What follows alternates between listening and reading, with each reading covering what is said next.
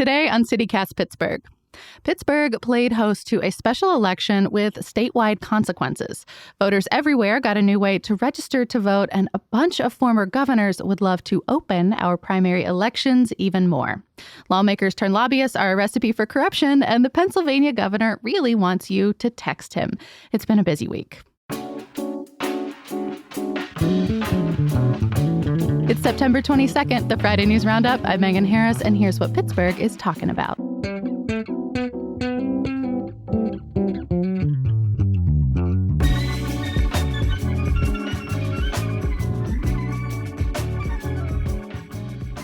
And with a repeat customer, Stephen Caruso of Spotlight, PA. Stephen, how long have you been covering Pennsylvania politics now? Why do you have to ask me that question? 5 years.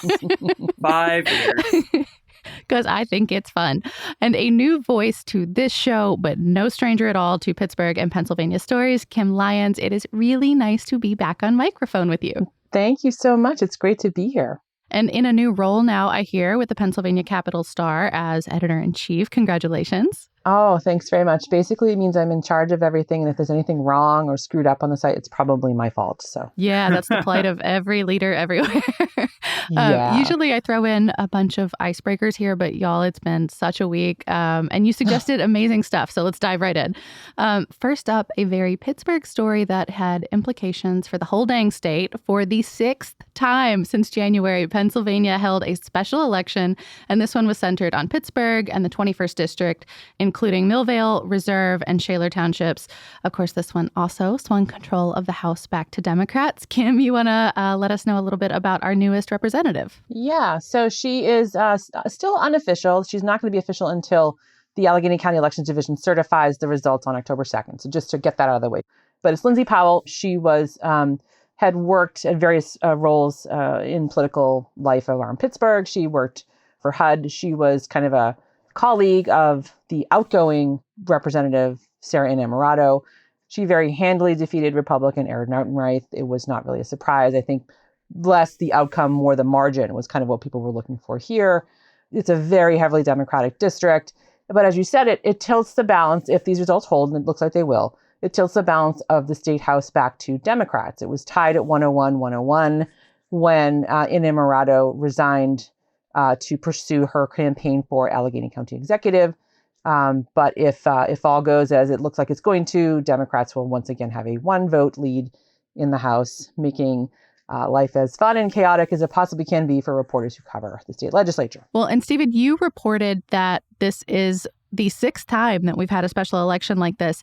Why does this keep happening? Like, is there a better way we could be doing this, or is this just a reflection of folks moving on in different ways? I think there are some states that have replacements mid-session appointed by the governor. So that might be the better way to avoid all these special elections that, because of the timelines. But yeah, I mean, but do we want that? I mean, look, that's the question I'll leave to smarter people than I. I do think that, why we've had so many is, it's just been, people in office run for higher office. We had one death. We had one resignation for a sexual harassment scandal. And we've got another one coming, I think, in November. Somebody running unopposed over in Philly who is going to get it. They're just waiting until the last minute to resign. Yes, John Galloway out in Bucks County. So there will be one more special election, which same thing, it's a Democrat. So would lead to this whole rigmarole for the 4th time where everyone could say, well, Democrats will lose the majority and they have to earn it back. But if I'm not mistaken, we've averaged, I think it was like 4 to 5 special elections every year for the past decade or so. Like, we're having a few more than usual, but in a 253 member body, there's often people who have higher ambition and there's often people who do something bad and resign, or they're old and they get sick and they resign, or they pass away in office. This is kind of a normal thing with a legislature as big as ours, if we're being honest. Do you think that this majority, such as it is for right now, will change anything? Can anything move through in the next few months while we wait to see what happens with Galloway's seat? Well, it's a divided legislature, right? You've got Democrats in control of the House. You've got Republicans in control of the Senate. It's, kind of a Democratic governor who doesn't mind signing an executive order when the mood strikes him for pretty much anything. It's maybe it's hard to say. I think they can have a lot of moral victories, that we push for this thing, but the Republicans wouldn't support it and vice versa. That I think to get anything done, we'll have to see. I'm not super optimistic, but I mean, I never am about politics in Pennsylvania, I guess.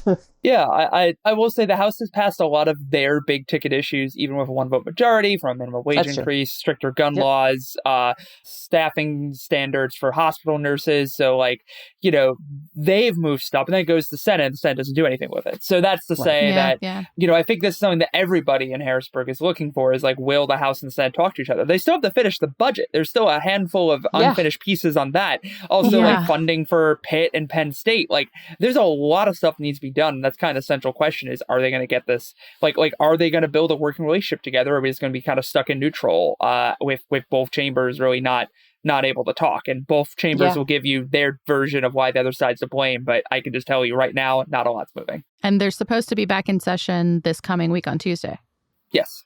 Yeah. And I think, Stephen's absolutely right. And they need each other to be adversarial. I mean, that's how you drum up voters, and that's how you get people riled up and want to vote for your team, right? Is you've got this, common enemy, so to speak. So it's not really in their interest to compromise and work with the other side. I hate to be so cynical. I mean, I'd love to see things get moved through, and I'd love to see the balance of power, result in compromise. But I just don't know that, given how entrenched both parties are at the state level and the national level, it's hard to see why they would compromise.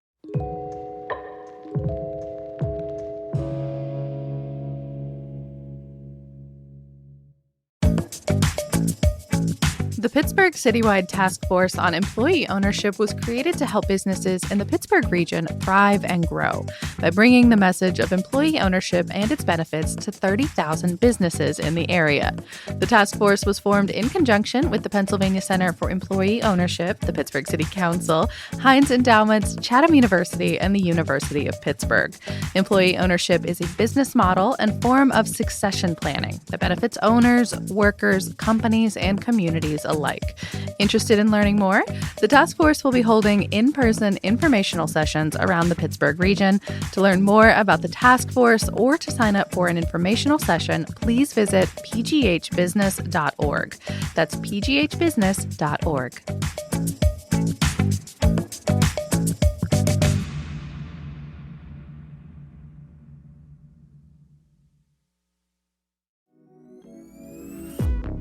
I don't know about you, but I am utterly devoted to a few of my favorite wardrobe staples. That said, I do not have the skills to adjust them if I shift sizes, get a tear, or just want to reimagine a classic. Old Flame Mending, however, definitely does. They're a sewing service here in Pittsburgh that helps you get the most out of your clothes and keep them out of the landfill through repairs, tailoring, alterations, and even custom work. You can check them out in person in Avalon, just off Ohio River Boulevard, and look at some beautiful work samples on their Instagram, @OldFlameMending. Local pickup, delivery, and mail-in options are available, so book an appointment and find more information at oldflamemending.com. They'll fix anything but a broken heart.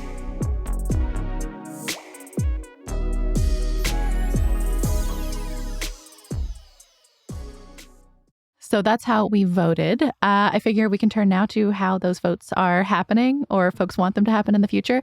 Earlier this week, Governor Josh Shapiro marked National Voter Registration Day in kind of a novel way by announcing a new motor voter law effective, it sounds like immediately. Kim, I saw you wrote about this. Do you want to give us the particulars? Yeah, so the state, you've always been able to go to PennDOT and register to vote if you wanted to under a law that's been in effect for some time. But the default was that you would have to opt in rather than opt out. Now you can go and you're by default going to be guided through the process to register to vote if you are eligible. And so it's another instance of kind of Shapiro taking hold of an issue that, he campaigned on, that he wanted to make voter easier in the state. But Republicans, of course, are pushing back, as they typically do when Shapiro takes a big swing like this and saying, this is something that should have been done legislatively. Because it was another one of those executive orders like you were talking about. Right, exactly. So, I mean, he went on national television to announce it and talk about this as his initiatives. I mean, Shapiro's very good at commanding the, news cycle. He's very shrewd about how he times things and how he schedules. This was National Voter Registration Day. It's the perfect day to announce this. And people can still opt out. They can opt out if you don't want to do it. You can say no. You don't have to register to vote. There's certainly no requirement, but I think making it easier for people, especially for people who maybe are voting for the first time and don't know where to register, or people who, are new to the state, have moved in, changed their residency and need to register to vote in Pennsylvania. Yeah. Stephen, what do you think? Do you think this is likely to affect turnout? Because just because people can vote doesn't mean they're actually going to show up to do it. And also, what about PennDOT? Like, are they ready for this? Does it have a big change to their system? I think all the infrastructure is there. It's just there's this argument that basically creates universal or automatic voter registration. Like, it kind of does. We have to interact with PennDOT. And that's still, I think, a big if maybe potentially for people.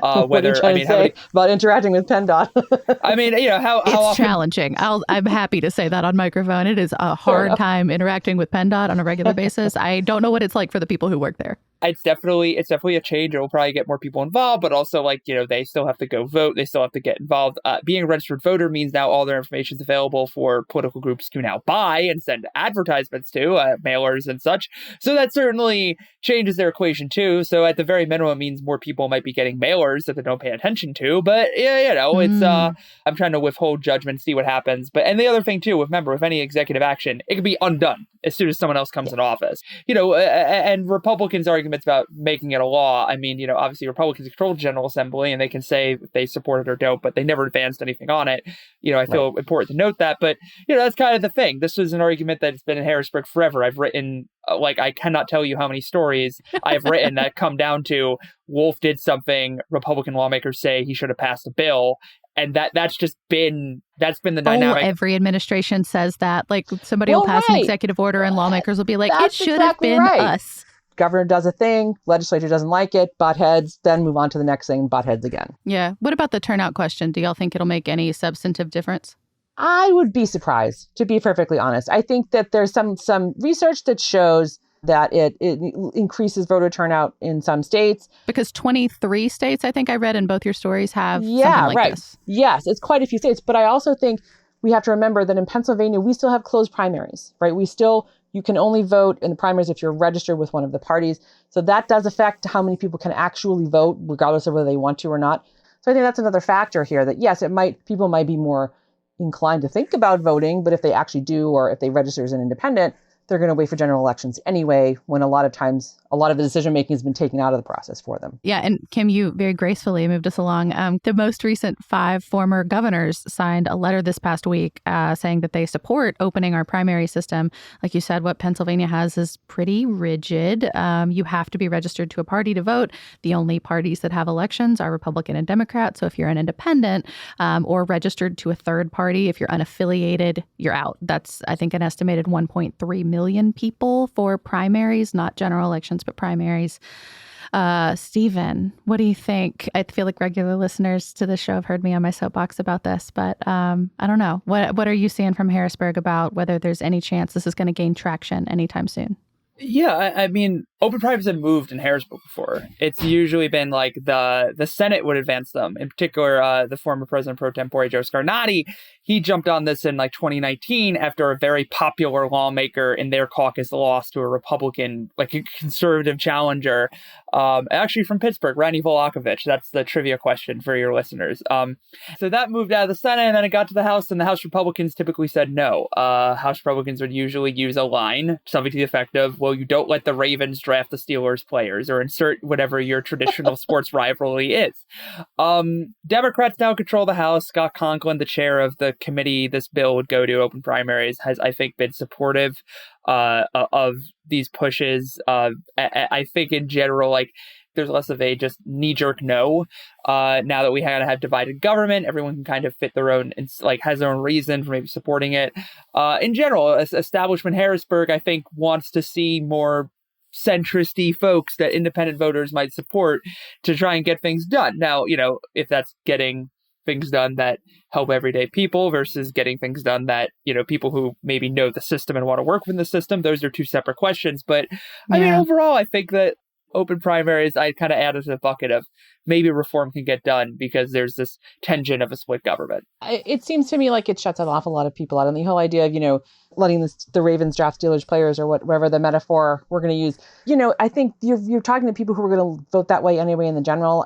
Elections are so polarized. So I think less is about whether it would change turnout. I think more it would help reduce polarization, would let more people have a say in who ends up in the general election.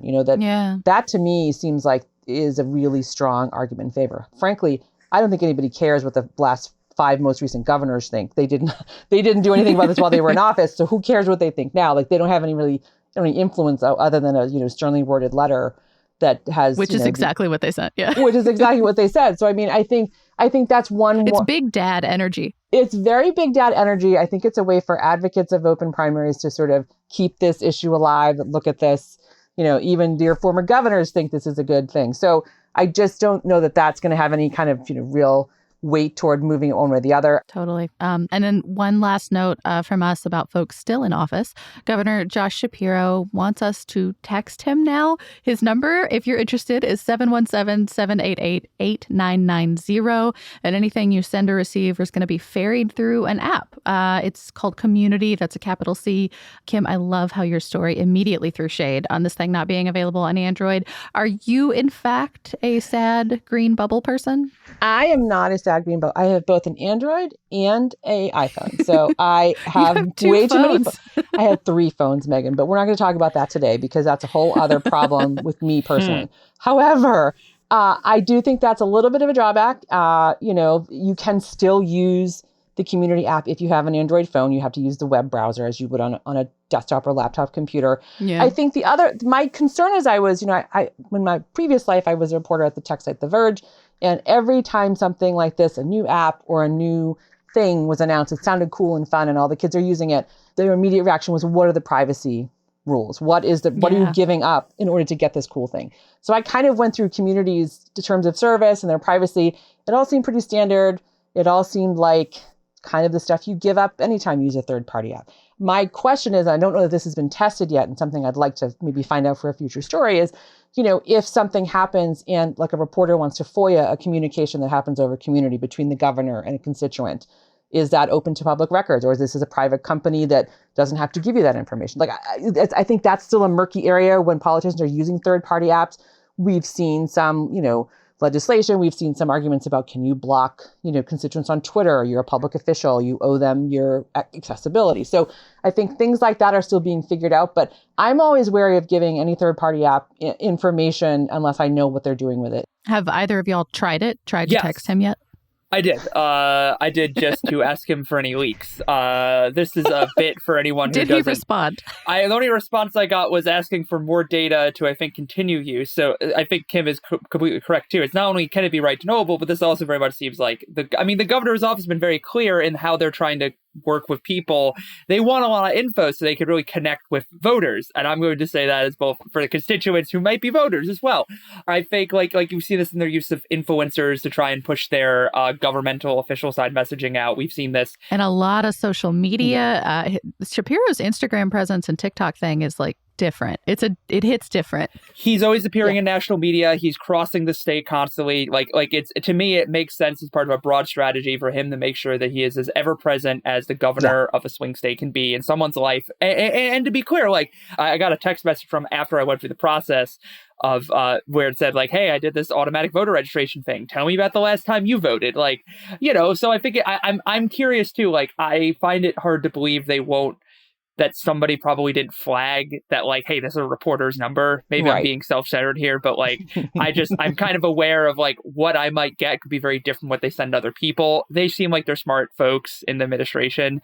But yeah, I did send a text. And I will say, too, the only thing I can think of when it comes to right to know is I do believe there might be blanket protection for constituent communications within the right to know law, which could maybe get in the way of this, but also that could be only for the legislature because our right to know law is more special for how they treat the legislature's communications than they treat the governor or anyone else. But I did try it. I haven't gotten a leak back. I guess the governor really didn't want to talk to me. I'm so sad. I think it's interesting that he did it after the governor of New Jersey had already done it. Maybe we're, kind of following the footsteps. And this isn't like a brand new app, right? It's been around for a while. Biden has used it. Obama used it. A lot of celebrities and influencers use it. The Penguins used it. They use it to kind of do like promotional stuff, updates to games and stuff like that. But not the flyers, as you smartly Not the flyers. checked. I checked. Flyers and Gritty were not on there yet as of when I wrote that article. Maybe they are now. How can Gritty not be on there? How can Gritty not be on there? I'm saying. I mean, of all... I feel like Gritty should be on Cameo. Oh, can you imagine? I'd put out good money for that. Penguins fans would really enjoy that. We could make Gritty do things.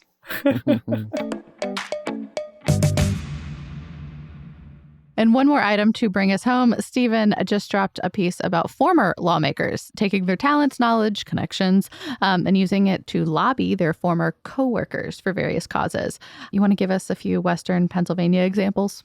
Sure. And I should say, this is the revolving door. It's not just a Harrisburg problem. It happens in all governments. It happens federally. It's just a thing. But yeah, so like, for instance, Paul Costa, who you may remember as the lawmaker that Summer Lee beat in the 2018 primary, he, after losing, got a lobbying job for a lobby firm that's now known as One Plus Strategies. And he lobbies the General Assembly along with some top Republican lawmakers who recently retired. So he works there.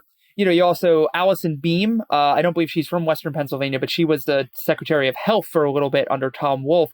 She was hired in-house to be UPMC's lobbyist in 2022. So she's been lobbying the General Assembly after, just the entire administration after having this really key high position. So, there are lots of examples of this. It's most certainly not just the Pittsburgh problem, but those are some of the highlights. And there's a bill moving in the Senate to try and at least add an extra year to make people wait. But even then, because right now it's a year between when you hold an office to when you can go do this lobbying stuff, which if you're not familiar is like a fancy term for asking for stuff to advance someone's cause. Exactly. But even then, what I should say is that it's the year gap is only if I'm a member of the House. After I leave office, cannot talk to other House lawmakers as a lobbyist for a year. But I can go talk to the Senate. I can go talk to the governor. Right. I can go talk to agencies. I can talk to everyone else. I just cannot talk to the House. And trust me, House lawmakers still know people in the Senate, and Senate lawmakers still know people in the House. So it would add an extra year, which is certainly a change. Some people have suggested as much as 5-6 years. 6 years is what Florida has. But there's still also this problem of if you retire, you still could just go talk to people who weren't your direct colleagues, but you definitely worked with. So even then, it's added. The bill would add a year, but I would still argue that there's a lot of loopholes because of how strictly we define your former workplace that restricts who you talk to. Yeah, no, I think Stephen's exactly right. It's a really well reported article that he put together, and I think it shines light on a problem that I think people are sort of kind of aware of, but don't really understand how deeply the tentacles of lobbying reach into government and how much influence lobbyists have even at the state level, especially as someone somebody you used to work with. Of course, you're going to give them 15 minutes for a meeting. Why not? And then you've opened the door, and the door is now open for anyone else who wants to come in. So I think, ideally there would be restriction on if you hold public office, you can never be a lobbyist. But, people have to work, I guess, and put food on the table. So that is some pie in the sky stuff. I know. But I felt like I've been so cynical through this whole thing. Nothing's ever going to change. I had to offer a little crumb of hope at the end. I mean, that won't change either, but It's a nice thought. I'm going to cling to that as I get through the rest of this day. Kim, Stephen, thank you both so much for making time for us on a Friday. No, you bet. Thank you for having us.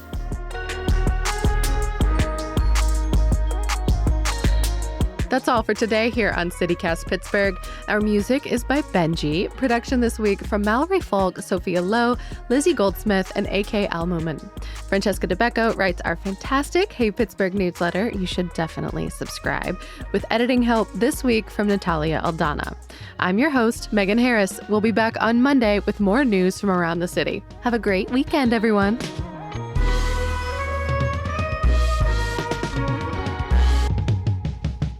I think, though, that seeing Stephen Caruso's return number come up on your phone for any politician will strike fear in their hearts. So maybe he saw that and he's like, I don't want to mess with this guy.